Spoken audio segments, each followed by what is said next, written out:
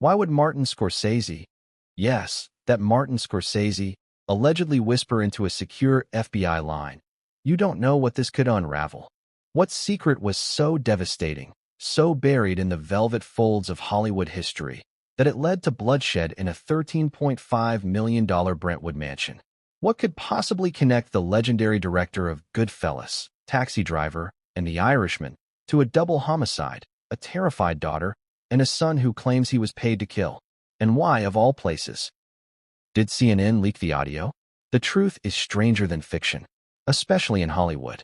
But before we dive into the brutal double murder that left Rob Reiner and his wife Michelle dead in their own home, before we dissect the twisted confessions, the leaked audio files, the mysterious voicemail from a frightened daughter, the multi-million-dollar money transfers, and the FBI's apparent cover-up, ask yourself one thing.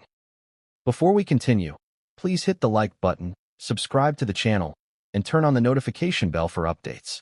What happens when the people who make the stories become the story? Let's set the scene. A Sunday evening in Brentwood. The sun had just dipped below the horizon, casting golden light on the manicured hedges and Mediterranean architecture that lined the winding streets. You'd expect the Reiner estate, a sprawling villa nestled behind wrought iron gates and surrounded by whispering palms, to be silent, peaceful, secure. Instead, by nightfall, it had turned into a crime scene. 2 bodies, multiple stab wounds, a daughter screaming, a son in handcuffs, and something far darker, lurking just beneath the surface. The victims? Rob Reiner, 78, legendary actor, director, producer. His films shaped generations, from The Princess Bride to When Harry Met Sally. And his wife, Michelle Singer Reiner, 70, a former filmmaker in her own right, known for her keen eye, fierce intellect, and quiet strength. Found dead in their own home. Murdered. But that was only Act 1. Because within hours of the bodies being discovered, their son, Nick Reiner, 32, was arrested on the property. He was living in the guest house. He didn't run. He didn't deny it. And then came the claim that turned this case from tragic to unthinkable. Nick allegedly told police, "Martin Scorsese paid me to do it." Let that sink in for a second. Martin Scorsese, arguably the greatest living director of our time, a man whose work defined cinema itself, accused of contracting a hit on his Hollywood colleague and his wife. It sounded insane, like the plot of a noir film Scorsese himself might direct. But then, just days later, CNN leaked an audio file. A phone call, Martin Scorsese's voice, on the line with someone from the bureau. And what he says, this isn't just about Rob. If this gets out, everything falls apart. Everything we built. So what exactly was he trying to hide? Was this about a personal feud? A past scandal? Or was this about something deeper? Something Hollywood has been hiding for decades? Let's rewind. Because as shocking as the murders were, the timeline is even more disturbing. It was Rob and Michelle's daughter, Romy Reiner, just 27, who discovered the bodies. Romy, the youngest child of the Reiner family. A writer. A rising voice in the new generation of storytellers. She made the 911 call. But she also said something else, something that investigators would later describe as chillingly specific. There's a dangerous person in this family. You should be looking at him. Her voice was calm, controlled, almost rehearsed. She didn't sound shocked. She sounded resolved. So what did Romy know? And how long had she known it? We'll get to that. But first, let's talk about Nick. Nick Reiner had always been the dark sheep of the family. Struggled with drugs, mental health, in and out of treatment. But according to some sources, he'd also been trying to rebuild. He was writing again. Sober. Quiet. So what snapped? When officers questioned him at the scene, he allegedly didn't show much emotion. He didn't cry. He didn't deny. He just said, "I didn't have a choice." Then the name. Scorsese. At first, police thought it was a delusion. A drug-fueled fantasy. But Nick stuck to his story. He said they were going to ruin everything. That they couldn't let the tape get out. He said Rob made his decision, and now I had to make mine. The tape? What tape? That was the next bombshell. Because according to multiple sources, including Romy herself, Rob Reiner had been holding on to something. Something from the 1990s. A secret. A video. A piece of evidence that could destroy a handful of extremely powerful men. A video that Michelle allegedly threatened to leak. And that's when things really started to unravel. But it gets worse. Because within 48 hours of the crime, CNN receives a leaked audio recording. It's verified. FBI insider source. Confidential line. It's Scorsese. And his voice isn't calm. It's panicked. He's begging someone in authority to keep this quiet. Saying things like, "You have no idea what this could do to the industry, and this isn't just about Rob. This is about all of us." He sounds scared. Why? What was on that tape? And why would a man with nothing to hide be so desperate to keep it buried? That question sent shockwaves through the entertainment world, and it triggered a fresh wave of investigations into Hollywood's oldest patterns of protection, into its secret backchannels between studios, law enforcement, and the media. Because Scorsese wasn't just worried about himself. He was worried about the system. The same system that had quietly erased scandals, protected predators, and rewritten public memory for decades. But this time, it wasn't working. Because this time, the family wasn't staying silent. Romy went to the press. Quietly, carefully. She gave them access to her father's digital archives. His safe. His backup drives. And what they found wasn't just scandalous. It was dangerous. Now let's pause. Ask yourself this. Why would Scorsese risk everything? His legacy, his name, his freedom. If this was all just a misunderstanding? If Nick was lying, delusional, mentally unwell, why not just deny it and walk away? Why call the FBI? Why panic? Why beg? The audio doesn't lie, and neither do the records. Because shortly after that call, an offshore payment of $1.2 million was flagged by investigators. It was traced to an account linked to Scorsese's business manager, and it had Nick's name attached. Coincidence? Or confirmation? We'll break all of this down, chapter by chapter. The family dynamics, the hidden Hollywood history, the dark secret behind that infamous tape, the strange deaths of others who knew too much, the courtroom drama, the FBI silence, the power players pulling strings behind the scenes, and most importantly, the question no one in Hollywood wants to answer. Was Rob Reiner trying to expose something before he was silenced? And if so, what was it? Because if even Scorsese was scared, what are the rest of them hiding? We'll take you into the depths of that Brentwood mansion, into the mind of Nick Reiner, into the chilling diary entries of Michelle, and into the deleted messages Romy tried to erase before the press got to them. But there's one more thing. One final twist. A second voice on the leaked call. A man who hadn't been named yet. A man who wasn't supposed to be part of this story. Until the tape caught him. Until he spoke. Until the whole world heard him say, "Then you know what to do." But what came next would change everything, and no one saw it coming. Then you know what to do. 6 words.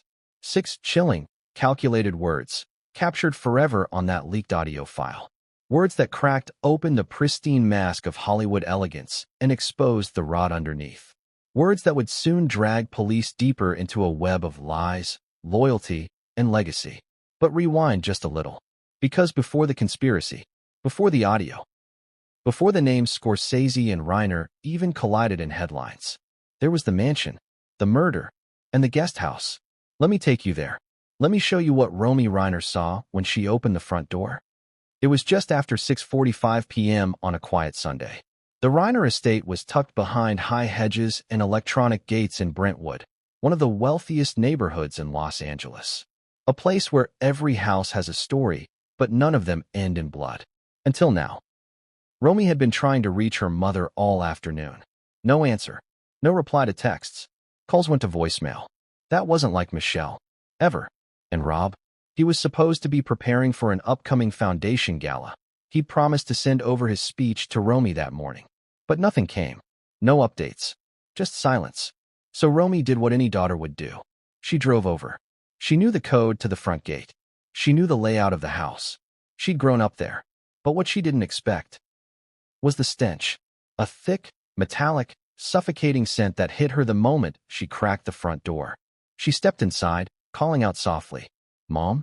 Dad?" No answer. No movement. Just the soft hum of the AC and the sound of distant wind chimes outside. She moved through the entryway, down the marble hall, past the framed photographs, family vacations, red carpet premieres, baby pictures of Nick, drawings she'd made in kindergarten still hanging in the study. She didn't notice the blood at first. It was the silence that got her. The kind of silence that feels like it's watching you. The bodies were found in the living room. Together. Rob Reiner slumped on the couch. His body collapsed forward, arms limp, one hand clutching his wife's. Michelle was lying beside him, her head tilted unnaturally, her blouse soaked red, multiple stab wounds. No sign of forced entry, no signs of struggle, no smashed furniture, no broken glass. Just death. Quiet. Calculated. Personal. Romy didn't scream. She didn't faint. She pulled out her phone. She called 911. And what she told the dispatcher would later become a defining moment in the case. I think my brother did this. Nick Reiner had been living in the guest house, a 1,200 square foot, two-bedroom pool house separated from the main residence by a manicured courtyard and a koi pond. It was often referred to as Nick's space, a quiet retreat for a troubled son who never quite fit into the Reiner narrative. He'd moved back in 9 months earlier, after a failed rehab stint in Arizona. Rob and Michelle were trying to help. Again, it wasn't the first time. Nick had battled addiction since his teens. Cocaine, pills, heroin. He'd been arrested before, hospitalized, nearly died once from an overdose in a Las Vegas hotel. But in public, the Reiners kept it quiet. They didn't parade it. They didn't hide it. They just handled it. Quietly, carefully, like so many Hollywood families do. But this time, there was no more handling. Because when police arrived that evening, Nick didn't flee. He didn't resist. He met them at the side gate, barefoot, smoking a cigarette, and said the one sentence that would change everything. "You're here for me, right?" Inside the guest house, police found a handful of things that would later become key pieces of evidence. A bloodstained hoodie, a kitchen knife soaking in bleach, a notebook filled with erratic scribbles, symbols, and the repeated phrase, "I am not the director of this scene." But most disturbing, a printed still image, an old photo, 3 men in tuxedos, Rob Reiner, Martin Scorsese, and a third man, face partially obscured, whose name wasn't written down, but whose identity would soon become one of the biggest questions of the entire case. Tucked behind the photo, a post-it note that simply said, "He told me what to do." So what was Nick's motive? Was it jealousy? A psychotic break? Or was it, as he claimed during interrogation, a deal? A transaction? According to police sources, Nick was calm. Almost too calm. He admitted to being inside the main house. He admitted to handling a knife. But then he paused, looked the detective in the eye, and said, "They told me it was the only way." Who? Who told him? The detective pressed. Nick replied with a name no one expected. Marty, as in Martin Scorsese. Now let's pause. How did we get from Brentwood to Broadway? From a family tragedy to a Hollywood conspiracy? Let's back up and talk about the Reiner family dynamic. Because this wasn't your average family. And Nick wasn't your average black sheep. From the outside, the Reiners were Hollywood royalty. Rob Reiner, son of the legendary Carl Reiner, built his career across generations. He starred in All in the Family, directed Stand By Me, A Few Good Men, Misery, The Bucket List. He was loved, respected, political, vocal, funny. Michelle, his wife of nearly 35 years, was the quieter partner. Less visible in the public eye, but equally fierce. She had once been involved in documentary film. She was a researcher, a quiet powerhouse, trusted by many, feared by a few. Nick? He was the missing piece. The son who didn't follow in his father's footsteps. The kid who didn't want the spotlight, but couldn't escape its shadow. He tried stand-up. He tried screenwriting. Nothing stuck. Nothing clicked. And according to Romy, he always felt like an outsider. He used to say the guest house was like exile. She once wrote in a now-deleted blog post. He said he was close enough to be seen, but far enough to be forgotten. Was that resentment? Envy? Or something darker? Because in the weeks leading up to the murders, neighbors reported something strange. They'd heard shouting. Not just once. 3 nights in a row. Male voices. Loud. Heated. One neighbor claimed to have heard a man yell, "You ruined my life for the last time." That voice, believed to be Nick's. But it wasn't directed at Rob. It was directed at a third man. A visitor. A man who, according to gate logs and surveillance, had entered the property late at night, under an alias, wearing a baseball cap and sunglasses.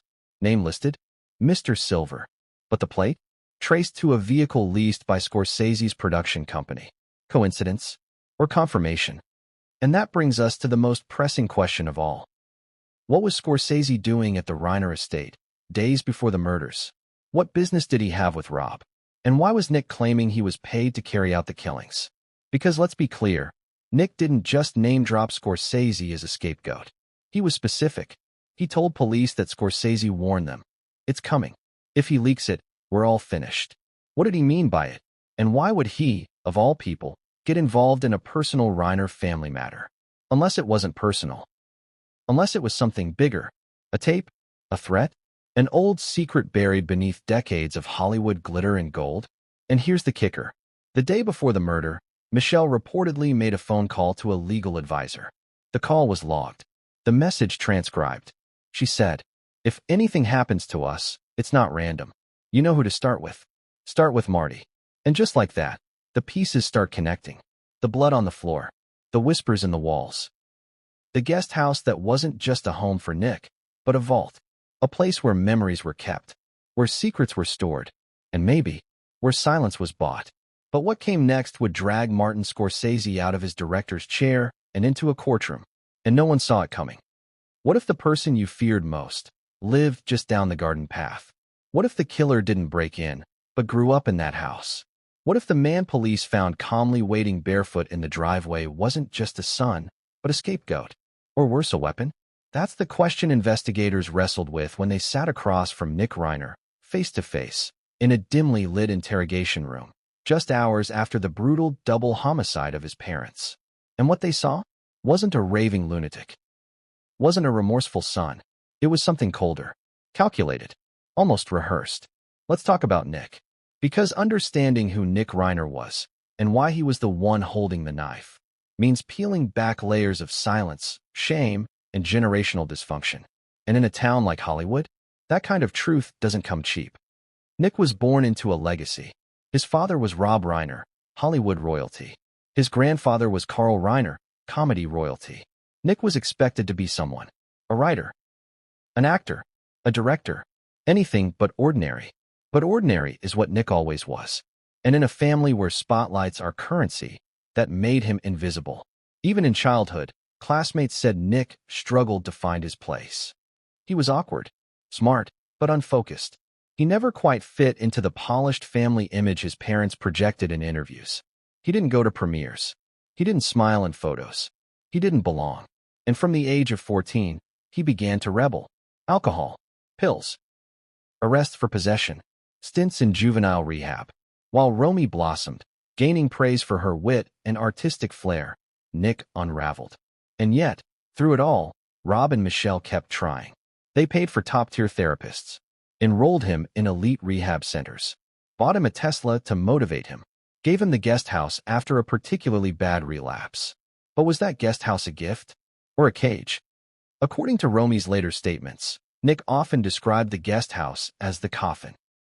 A place where dreams went to die? She recalled a night when Nick drunkenly told her, "They don't want me near them. I'm the Reiner they hide." Was that just addiction talking? Or something deeper? Because while most of the world saw Nick as a troubled rich kid, his private journals painted a far more twisted inner world. Police recovered several notebooks from the guest house. What they found? Haunting.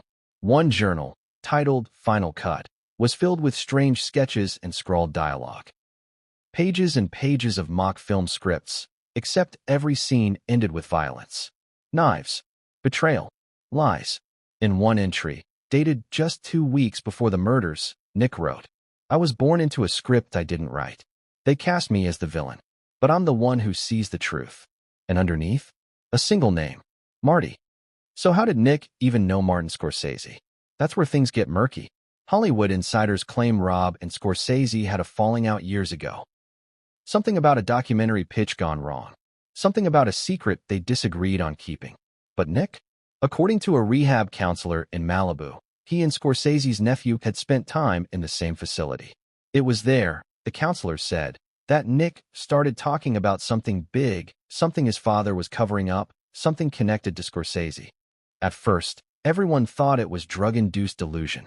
Now, not so sure, because after that rehab stint, Nick returned home. He asked to live in the guest house again. He started digging through old boxes, family archives, hard drives. And slowly, according to Romy, he changed. He stopped using. He started writing. And then, he stopped speaking to Rob entirely. Was Nick planning something? Was this premeditated? Detectives believe so. 1 week before the murders, Nick visited a local hardware store and bought 2 knives. Both identical. Both kitchen grade, nothing flashy. Security footage confirmed it. When asked why he bought them, he allegedly told the cashier, "They're for carving out the truth." That same day, a bank transfer hit Nick's account, $1.2 million, from an offshore fund registered in Belize. The paper trail gets fuzzy there. But what isn't fuzzy? That account was managed by a firm also used by Scorsese's production company for confidential consulting. Coincidence? Or payout? Then there's the interrogation footage. Nick sits still, unbothered, calm. When detectives ask why he did it, he replies, "You wouldn't understand." When they press, he says, "It was for the greater story." And then, quietly, almost whispering, "Marty told me the tape would ruin them." I believed him. At this point, investigators pause. They ask the obvious. Who is Marty? Nick smiles. You already know. He's taunting them. Or is he? Because the thing about Nick is that no one ever took him seriously. Not his father. Not the industry. Not the police. Even now, faced with murder charges, Nick behaves like he's still acting in someone else's movie. Which raises the question, was he manipulated? Was he paid? Or was he just broken and looking for meaning in the shadows of giants? Let's look at Nick's final text messages before the murder. Recovered from his phone. To Romy, Saturday night. It's happening tomorrow. I hope you remember who protected you. To an unknown number. I've done my part. You better do yours. And then, a voice memo, never sent.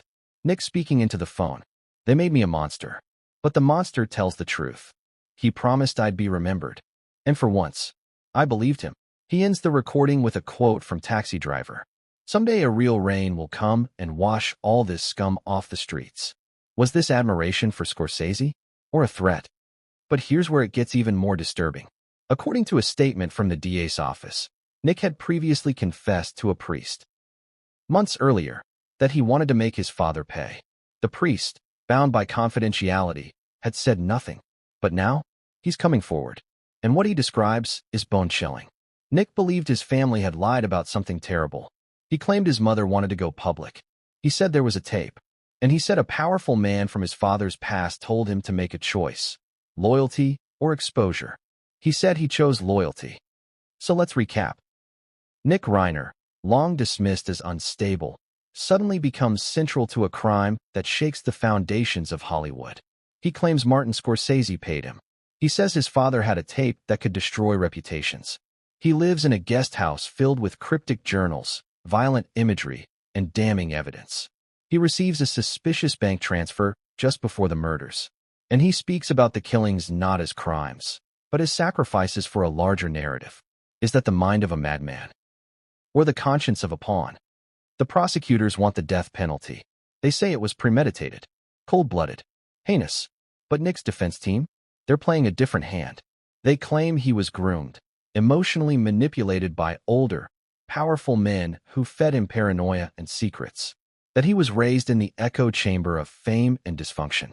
That he was set up to be the perfect fall guy. And their star piece of evidence?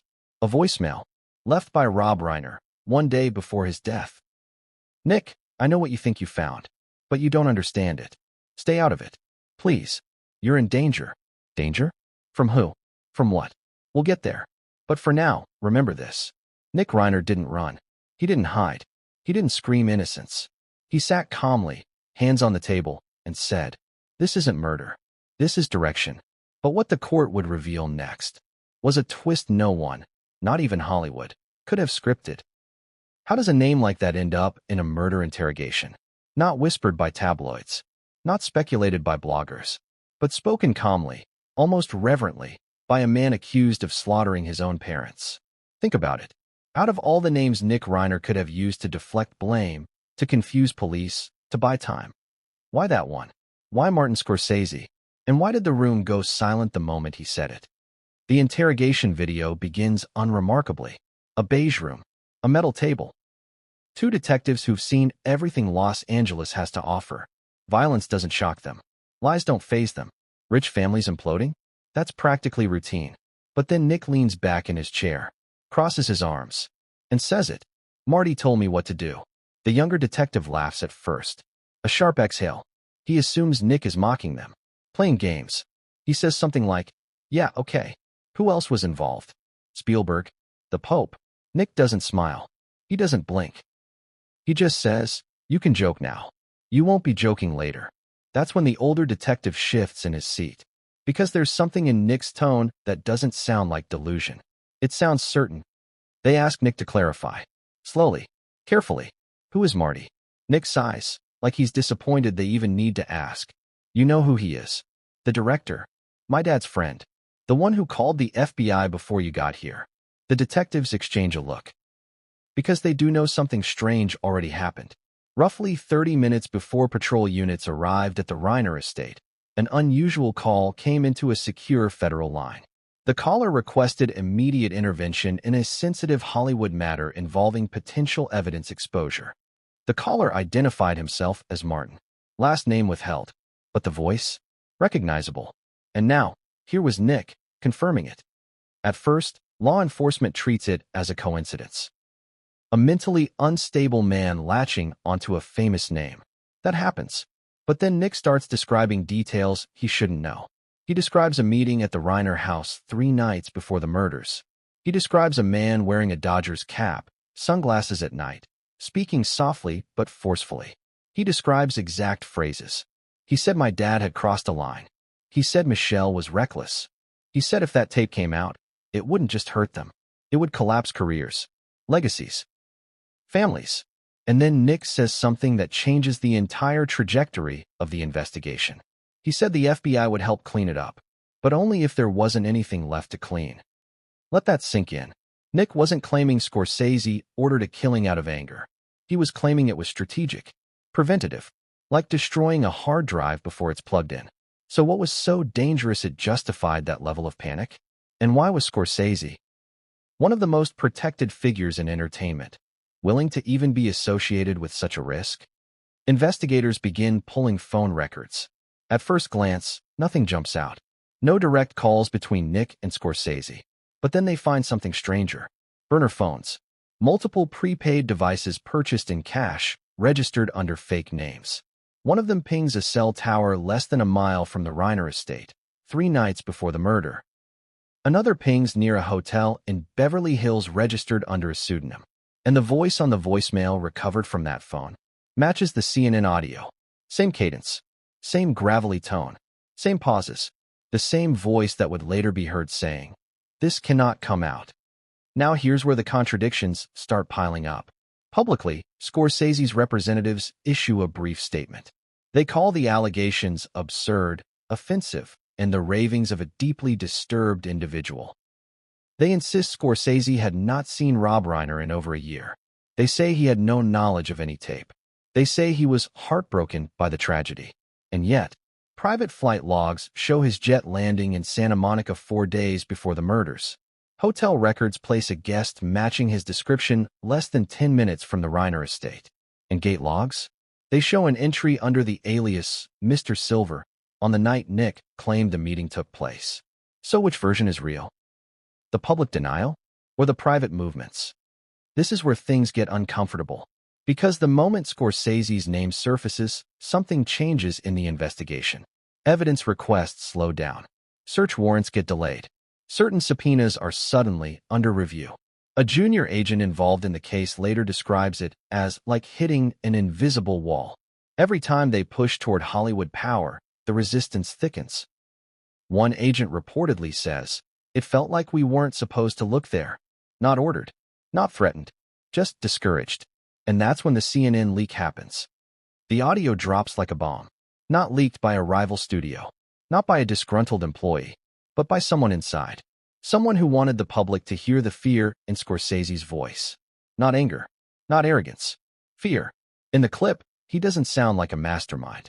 He sounds like a man who knows the past is catching up with him. "This isn't about guilt," he says. "It's about damage control." Damage control. Those words echo through every newsroom. Because innocent people don't talk like that. Still, skeptics argue this is all circumstantial. They say Nick is manipulating the narrative. They say the audio could be doctored. They say powerful names always attract conspiracy. Fair points. But then something else surfaces. A sealed deposition from years earlier, connected to an unrelated civil case. Mentions a private recording held by a well-known director that was never entered into evidence. The deposition names Rob Reiner as a witness and references another director present. The name is redacted, but the date and the location? A private party in Malibu. Nick knew about it. In one of his journals, he writes, "They laughed about it like it was a joke, like it never happened. But Mom never forgot. She said truth has a smell, and once you notice it, you can't stop." According to Nick, Michelle wanted to release the tape. Rob didn't. Rob wanted to protect people. Michelle wanted accountability. And Scorsese? According to Nick, Scorsese wanted it erased. Forever. Now let's address the elephant in the room. Why would Nick believe Scorsese? Why would he trust him over his own parents? Because Nick didn't see Scorsese as a villain. He saw him as validation. A legend acknowledging his existence. Listening to him. Giving him purpose. Nick allegedly told his therapist months before the murders. He said, "I was the only one who understood stakes." He said, "I was brave enough to do what my dad couldn't." Brave. Or expendable. Because here's the harsh truth. If this was a setup, Nick was the perfect choice. Troubled past. Drug history. Mental health struggles. If he killed his parents, everyone would believe it. Case closed. But there's one more detail that refuses to go away. During the interrogation, after hours of questioning, Nick asks for water. The detective steps out, and the camera keeps rolling. Nick leans forward, looks directly into the lens, and says quietly, "He thinks I'm the ending, but I'm just the trailer." What does that mean?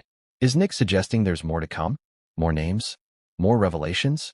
Because just days later, a second voice is identified on the leaked FBI call. Not Scorsese. Someone else. Someone whose name hasn't been made public yet. Someone who responds to Scorsese's panic with a single sentence. Then you know what to do.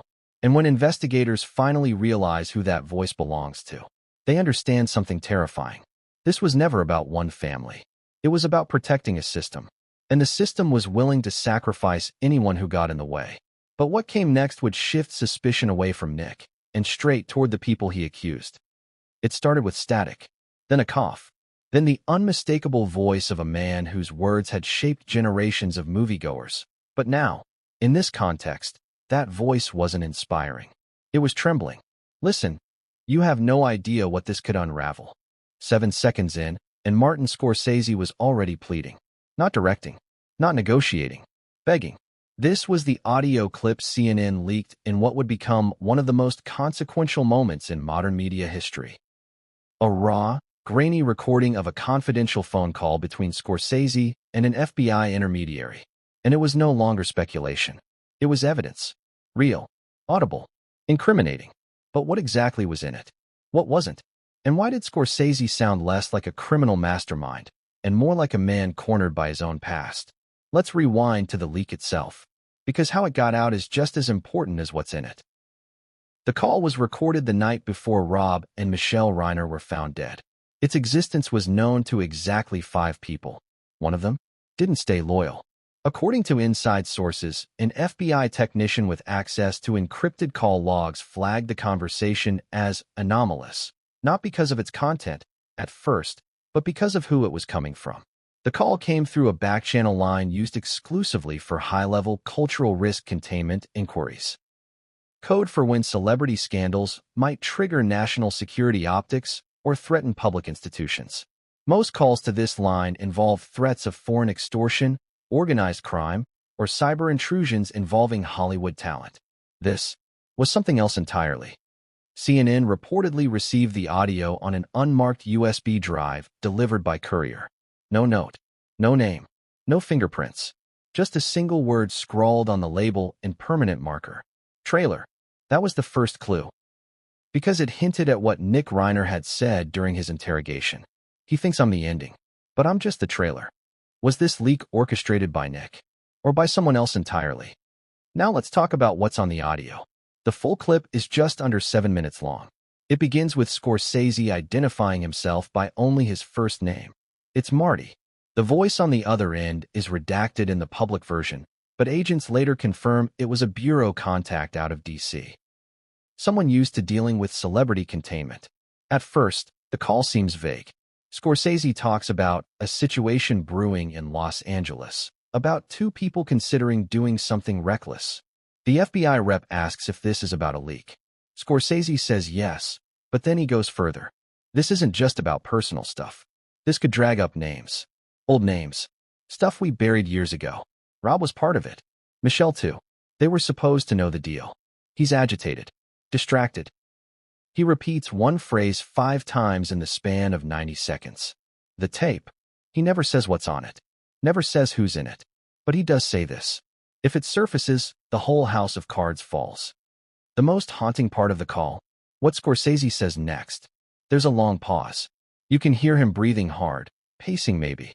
Then, almost in a whisper, he won't listen to me anymore. He's siding with her. And she's reckless. She wants to blow it all up. If the kid finds out. The kid. He's talking about Nick. But what does Nick have to do with any of it? And why would Scorsese care? The implication is clear. Nick wasn't just some estranged addict in a pool house. He was a liability. Someone who knew, or was about to know, too much. Then comes the part that triggered a political firestorm. Scorsese says, "You people helped us before. You made things disappear. All I'm asking is that you do it again." You people. A chilling phrase. Who is you people? The FBI? The Bureau? A specific agent? Or a special task force set up to protect the reputations of the elite? The response from the agent on the call. Then you know what to do. 7 words. 7 words that would soon be played on loop across every major news network, podcast, and YouTube expose in the country. The phrase wasn't a command. It was permission. Legal analysts across the board agree. The audio suggests not just awareness of a cover-up, but participation in one. And that's when the dam began to crack. Investigative reporters began pulling records, looking into past scandals, quietly buried, never reported. Scorsese's name came up in at least 2 previous incidents involving non-disclosure agreements and sealed settlements. Neither resulted in criminal charges, but both involved parties connected to the Reiner social circle. The timeline fits, the motive strengthens, and public opinion shifts. Suddenly, Scorsese isn't just a revered artist. He's a man with a pattern. But let's zoom out. Why would the FBI play along? Why would any agent, knowing full well that a murder was about to take place, refuse to act? Sources suggest something bigger was at stake. Not just Scorsese, not just Reiner, but a network. A web of people, directors, producers, executives, tied together by one shared fear. The release of the tape. A piece of footage, reportedly from the 1990s, showing something so damning, so revolting, that it could collapse careers, shatter legacies, and expose a culture of impunity inside the very heart of Hollywood. According to one whistleblower, that tape isn't just a scandal. It's a map. Everyone on it is connected. And then came the confirmation. Rob Reiner. In a locked interview with prosecutors, Romy revealed that her mother, Michelle, did have a copy of the tape. It was stored in an encrypted digital drive. The drive was recovered from Michelle's bedroom safe, which had been broken into, but not emptied. The drive was untouched. That was the mistake. Nick, or whoever ransacked the safe, didn't realize the importance of what they didn't take. Inside the drive, not just the tape, but emails. Emails between Michelle and a legal firm specializing in whistleblower protection. Emails in which she refers to Marty, the Malibu Night, and the danger of breaking rank. And one final draft, an unsent email titled, "If We're Found Dead." The email reads, "If anything happens to Rob or me, do not believe it was random. This has everything to do with the tape, with what they did, with what they covered. We tried to handle it discreetly. We were warned, but I won't be silenced anymore. Marty knows everything." Those words sent the investigation into overdrive and forced Scorsese to respond. His legal team issued a second, longer statement. This time, no denial, just obfuscation. They called the audio taken out of context, incomplete, selectively edited. They admitted Scorsese had concerns about an emerging threat to reputations, but insisted he never encouraged or directed any criminal behavior. But the public wasn't buying it. Because now it wasn't just Nick pointing fingers. It was Romy. It was Michelle, posthumously.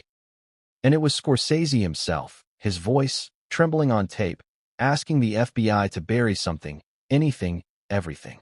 Here's where things take a surreal turn. After the leak, several major studios pulled out of deals with Scorsese. A documentary project was suspended.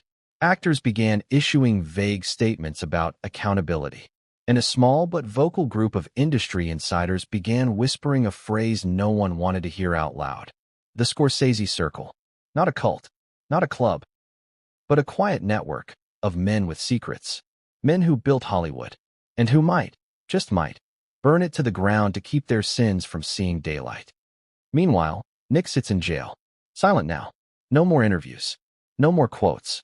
His attorneys claim the leak proves his story. That he was manipulated, pressured, promised safety in exchange for silence. But silence is dangerous when it's all you have, especially when the world is finally listening. And Romy? She's disappeared. Her social media accounts are deleted.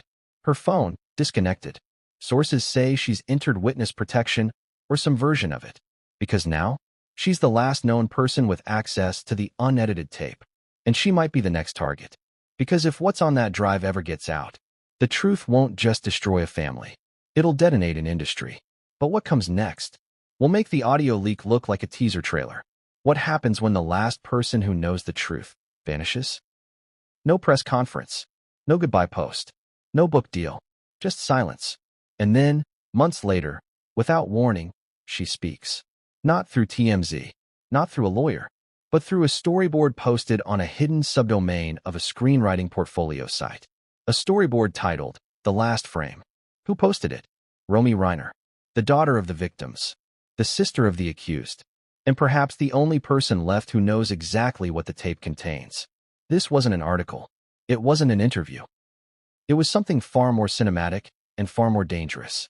Because within these illustrated panels, captioned only in cryptic phrases and symbol-laced dialogue, Romy laid out everything she'd been holding back since that night in Brentwood. This wasn't just a story. It was a confession, and possibly a warning. Let's go back to the beginning. Romy Reiner was always the overlooked Reiner sibling, at least by public standards. While her father graced red carpets and her brother filled gossip columns, Romy cultivated a quiet artistic life. A screenwriter, a visual storyteller, a lover of noir and satire. She was brilliant, subtle, and according to those close to her, a mirror to her mother. She inherited Michelle's instincts and her secrets. In fact, it was Michelle who reportedly confided in Romy months before her death. They'd grown closer as Nick unraveled again. Romy was the only one Michelle trusted to read through the emails, review the backup drives, and, if needed, decide what to do with the tape. And Romy did read everything. She saw the names. She saw the footage. She saw the cover-ups. And she saw how scared her mother truly was. After the murders, Romy went underground. Not literally, but emotionally, digitally, spiritually. She disconnected from friends. She declined all interviews. And she deleted everything from her phone within 24 hours of finding her parents. Why? Because she knew what this was. She'd already seen what silence cost her family. And she wasn't about to become the next sacrifice. But silence has weight. And Romy's silence began to ache. Which is why, nearly 3 months after the world had moved on, her site quietly updated. No press release. No tweet. No PR firm involved. Just a page, buried 5 clicks deep, titled, Storyboard of a Daughter. The drawings are haunting. Crude, black and white. Each panel tells part of the story. But this isn't linear. It jumps back and forth. Memory, trauma, fantasy, fear. The opening panel shows a woman standing in a soundproof room. Outside the glass, her family. Inside the glass, her holding a USB stick. Caption, they said the sound would kill me. But the silence did. That's the first clue. She's not running from noise. She's trapped in silence. Another panel shows 2 hands reaching through a drawer, uncovering a drive marked with a skull and a reel of film. Caption, she said it smelled like rot. I thought she meant the plastic. We now know this was Michelle. She had the drive. She knew what it was. And she knew it was dangerous. But then comes the most damning panel. A man's silhouette. Gray hair. Round glasses. He's pointing. The caption reads, "He didn't ask me to destroy it. He asked me to direct it." Speculation explodes. That figure? It's drawn in the exact silhouette of Martin Scorsese from his Rolling Stone cover. Was Romy implying he reached out to her? Or that he reached out to her mother? And what did direct it mean? Control the story? Shape the narrative? Or bury the truth? What makes Romy's storyboard so effective is that it doesn't hand-feed the answers. It forces you to look deeper. Every panel is dense with clues, film metaphors, Hollywood symbolism, family trauma buried in metaphor. One entire strip shows her watching her father, Rob, at a gala. He's giving a speech. But in the drawing, his mouth is sewn shut. Caption: he knew every word. But he let the script play out. Was he complicit? Did Rob choose to stay silent? Was Michelle the only one who wanted to speak out? We may never know. But the final panel? That one shattered everything. A funeral. 3 coffins. Her parents. Her brother. And a 4th silhouette walking away. Caption: this was never about who died. It was about who walked away untouched. Boom. The internet explodes. Who walked away? Was she referencing Scorsese, the second unnamed voice on the FBI call, or someone else entirely? Because there's one theory floating through underground forums, and it's gaining traction. The 4th figure might not be Scorsese. It might be someone higher up. Someone who used Scorsese. Someone who funded the entire system that allowed these secrets to fester. A producer? A politician? A media mogul? We don't know. But Romy does. And this storyboard was her first act of resistance. Shortly after the storyboard leaked, Romy's site was taken down. Completely. Domain revoked. Socials wiped again. Anonymous users traced the takedown request to a Los Angeles legal firm that specializes in digital erasure. A firm previously employed by, guess who? Scorsese's production company. So now the question isn't if Romy's telling the truth. It's why so many people are desperate to make sure she never tells more. A week later, a journalist from The Intercept receives a package. No return address. Inside, a handwritten note that reads, "She left more behind. This was only the first reel." Also inside, a flash drive. Encrypted. Files unnamed. But metadata shows creation dates matching the week before Rob and Michelle were murdered. Whatever's on that drive, lawyers are scrambling to suppress it. But prosecutors now have a copy. And they've reopened the case, not just on Nick's guilt, but on conspiracy to commit witness suppression. That's huge, because it means the courts are finally admitting what Romy's been trying to say since day one. This wasn't just a murder. It was a message. Now here's where things go from tragic to terrifying. A former studio executive reaches out to reporters anonymously.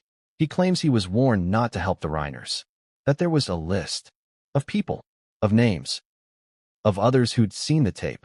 He says he believes Michelle was one of several trying to speak out. The others? Gone. Silenced. Or worse, still pretending everything is fine. And Romy? She's the last one left. The last one with access. The last one with motive. And maybe, just maybe, the last one brave enough to go public. But is she safe? Unclear. Law enforcement claims she's under protective surveillance. Her family's remaining estate is tied up in legal hell. Nick is still in custody. And Scorsese? He's issued no further comment. Neither has the FBI. The world is quiet again. But it's the wrong kind of quiet. The kind that comes before the thunder. Because Romy's storyboard was titled The Last Frame. But in a now-deleted Reddit AMA, a user claiming to be her wrote one final comment before vanishing. Last frame, yes. But not the final cut. Which means, there's still more. And if Romy has the director's chair now? Hollywood has every reason to be afraid. Because the next thing she releases might not be metaphor.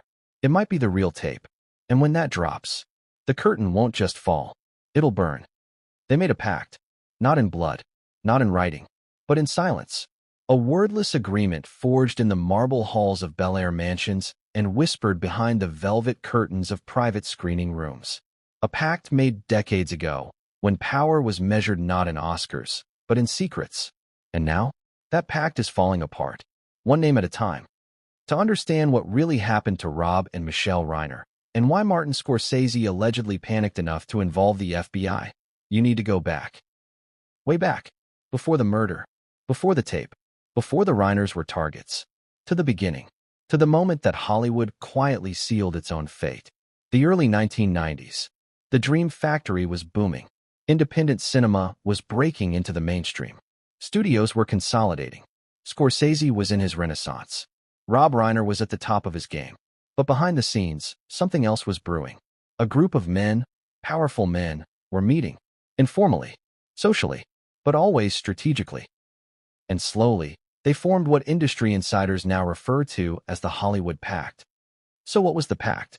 According to leaked memos and emails obtained by investigative reporters, it was an unspoken agreement among a group of top-tier directors, producers, studio execs, and financiers to protect each other's reputations, bury mutually destructive scandals, exert pressure on the press when needed, use studios' legal and PR muscle to neutralize threats, be they lawsuits, accusations, or leaks.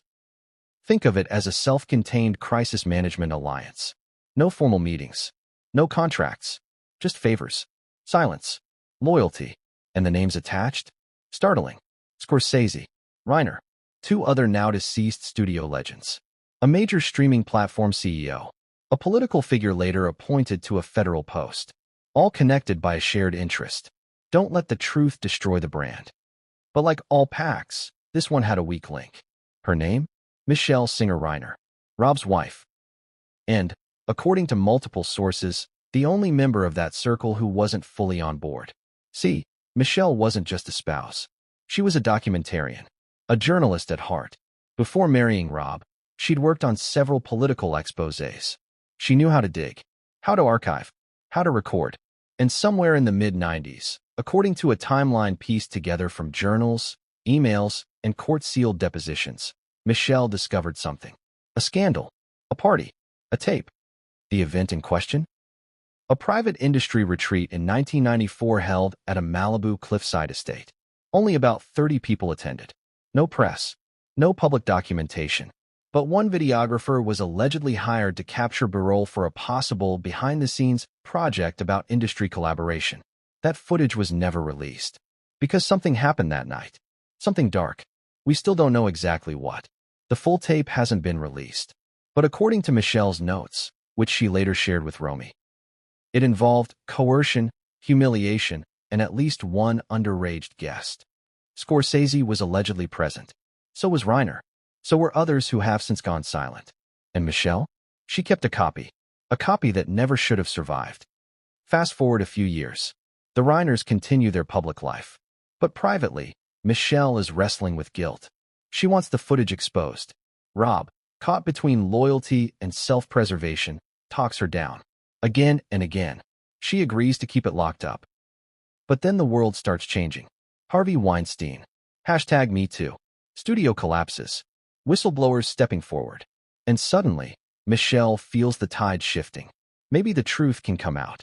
Maybe now is the time. But Rob still says no. So she turns to someone else. Her daughter, Romy. Romy later confirms in her notes that her mother gave her access to the tape. Not to watch it, but to know it existed. If something ever happens, Michelle allegedly told her, make sure they know we didn't go quietly. Meanwhile, others in the pact start getting nervous. Not just Scorsese. One producer reportedly sends an encrypted message to a studio contact. If she leaks it, the whole tree burns. Another, now deceased, referred to Michelle in a private call as the loose end we never cut. And then, in late 2024, Rob allegedly receives an email from Scorsese. One line, no greeting, no sign-off. You said you'd keep your house in order. That's when the pressure ramps up. Scorsese, fearing the tape is already being copied, reaches out to a contact inside the bureau. The audio from that call, now infamous, includes the chilling line. We all have something to lose. This isn't about covering a mistake. It's about preventing a collapse. Because if that tape is released, it won't just ruin reputations. It'll pull threads that lead to media empires, political campaigns, maybe even blackmail rings. So the question becomes, what would you do to stop that? How far would you go? Who would you sacrifice? Nick Reiner was the perfect target. Estranged, unstable, unbelievable. He'd spent years in and out of rehab. He'd publicly argued with his parents. He had no public credibility. So if he were to be manipulated, groomed, into solving the Michelle problem, no one would question it. And according to Nick's legal team, that's exactly what happened. They claim Nick was approached by an industry figure months before the murders, fed half-truths, told his parents were conspiring to destroy lives, told he could be the hero, and in his warped desperation for purpose, he believed it. Now let's not pretend Nick is innocent. He's not. He had choices. He made the worst one imaginable. But the bigger question is this: was he acting alone? Or was he the fall guy in a multi-decade cover-up orchestrated by people whose fingerprints never touched the crime scene, but whose shadows linger in every hallway? Because remember, Rob and Michelle weren't just killed. They were stabbed. Brutally. Overkill levels of force. And yet nothing was stolen. No valuables. No break-in. Just 2 bodies. And a daughter left alive. Why? Why spare Romy? Why leave the drives untouched? Unless someone wanted to send a message. To frighten. To rattle. To warn. But Romy didn't get scared. She got strategic. She started drawing. Uploading. Leaking piece by piece. Because she knew that the pact couldn't kill her the same way. Not without exposing themselves. Not now. Not after the leak. Not after the trailer dropped. Here's where it gets downright chilling. One of the last emails Michelle ever sent, never delivered, was addressed to Scorsese directly. It simply read, "The pact is over. You made your final cut. I'm releasing mine." She was ready. She was done. She was about to blow it all wide open. And hours later, she was dead. Coincidence? Or closure? Now studios are scrambling. Agents are panicking. And the media is split. Half in denial, half circling like vultures. Scorsese remains silent. Nick awaits trial. And Romy? She's gone dark again. But insiders say she's working on something. A feature script, titled House of Cuts. Rumor has it, it's not fiction. It's a memoir. A dramatization. A confession. And when it drops, if it drops, it may not just expose the pact. It may expose everyone who let it live. But what happens next isn't up to lawyers, or studios, or the FBI. It's up to her. And if Michelle's voice wasn't enough to stop the machine, maybe Romy's will be. Or maybe she'll be the final cut. What if the person you feared most lived just down the garden path? What if the killer didn't break in, but grew up in that house? What if the man police found calmly waiting barefoot in the driveway wasn't just a son, but a scapegoat? Or worse, a weapon? That's the question investigators wrestled with when they sat across from Nick Reiner, face to face, in a dimly lit interrogation room, just hours after the brutal double homicide of his parents. And what they saw wasn't a raving lunatic. Wasn't a remorseful son. It was something colder, calculated, almost rehearsed. Let's talk about Nick. Because understanding who Nick Reiner was, and why he was the one holding the knife, means peeling back layers of silence, shame, and generational dysfunction. And in a town like Hollywood, that kind of truth doesn't come cheap. Nick was born into a legacy. His father was Rob Reiner, Hollywood royalty. His grandfather was Carl Reiner, comedy royalty. Nick was expected to be someone. A writer. An actor. A director. Anything but ordinary. But ordinary is what Nick always was. And in a family where spotlights are currency, that made him invisible. Even in childhood, classmates said Nick struggled to find his place. He was awkward, smart, but unfocused. He never quite fit into the polished family image his parents projected in interviews. He didn't go to premieres. He didn't smile in photos. He didn't belong. And from the age of 14, he began to rebel. Alcohol, pills, arrests for possession, stints in juvenile rehab. While Romy blossomed, gaining praise for her wit and artistic flair, Nick unraveled. And yet, through it all, Rob and Michelle kept trying. They paid for top-tier therapists, enrolled him in elite rehab centers, bought him a Tesla to motivate him, gave him the guest house after a particularly bad relapse. But was that guest house a gift? Or a cage? According to Romy's later statements, Nick often described the guest house as the coffin. A place where dreams went to die? She recalled a night when Nick drunkenly told her, "They don't want me near them. I'm the Reiner they hide." Was that just addiction talking? Or something deeper? Because while most of the world saw Nick as a troubled rich kid, his private journals painted a far more twisted inner world. Police recovered several notebooks from the guest house. What they found? Haunting. One journal, titled Final Cut, was filled with strange sketches and scrawled dialogue.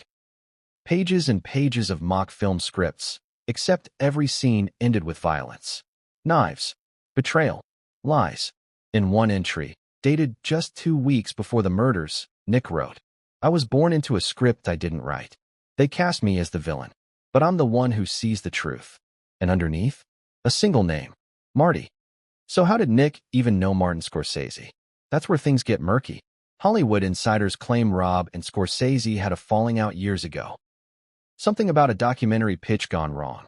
Something about a secret they disagreed on keeping. But Nick? According to a rehab counselor in Malibu, he and Scorsese's nephew had spent time in the same facility. It was there, the counselor said, that Nick started talking about something big, something his father was covering up, something connected to Scorsese. At first, everyone thought it was drug-induced delusion. Now, not so sure, because after that rehab stint, Nick returned home. He asked to live in the guest house again. He started digging through old boxes, family archives, hard drives. And slowly, according to Romy, he changed. He stopped using. He started writing. And then, he stopped speaking to Rob entirely. Was Nick planning something? Was this premeditated? Detectives believe so. 1 week before the murders, Nick visited a local hardware store and bought 2 knives. Both identical. Both kitchen grade, nothing flashy. Security footage confirmed it. When asked why he bought them, he allegedly told the cashier, "They're for carving out the truth." That same day, a bank transfer hit Nick's account. $1.2 million. From an offshore fund registered in Belize. The paper trail gets fuzzy there. But what isn't fuzzy? That account was managed by a firm also used by Scorsese's production company for confidential consulting. Coincidence? Or payout? Then there's the interrogation footage. Nick sits still, unbothered, calm. When detectives ask why he did it, he replies, "You wouldn't understand." When they press, he says, "It was for the greater story." And then, quietly, almost whispering, "Marty told me the tape would ruin them." I believed him. At this point, investigators pause. They ask the obvious.